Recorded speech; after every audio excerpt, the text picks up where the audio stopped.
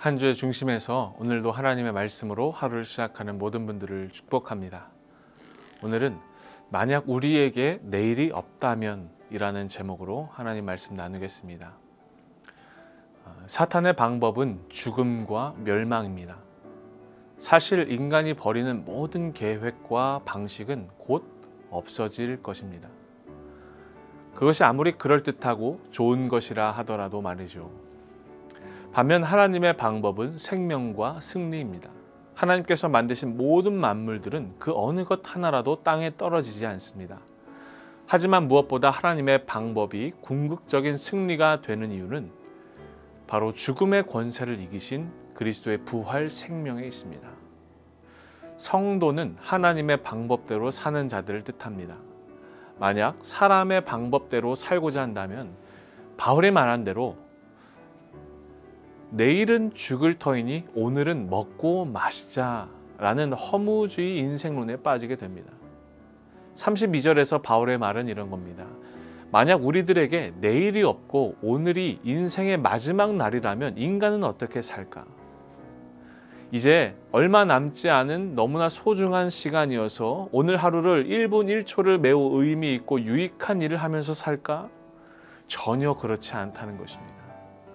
여러분, 사람은 오늘이 마지막이라면 어차피 내일 죽을 텐데 오늘 그냥 먹고 마시고 즐기자라고 한다는 겁니다. 이것이 인간의 죄성입니다. 여러분, 그렇습니다. 만약 우리에게 내일이 없다면 사람들은 그 남은 시간을 더욱 죄 짓는 데 사용할 것이고 인생을 더욱 흥청망청하게 살다가 죽을 것이다 라는 겁니다.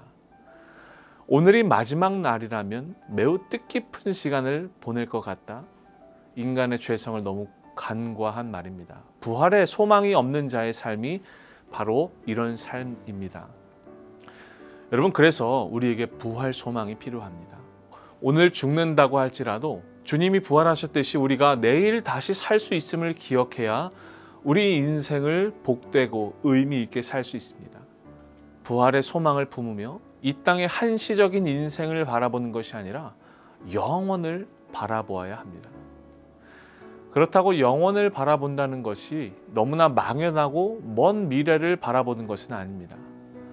오늘 하루를 살면서 수많은 풍파와 이해 못할 일들을 감내하면서 그 모든 것을 이겨내는 부활의 능력을 경험하고 고백하는 신앙으로 사는 것입니다. 이것이 바로 부활의 증인들의 삶입니다.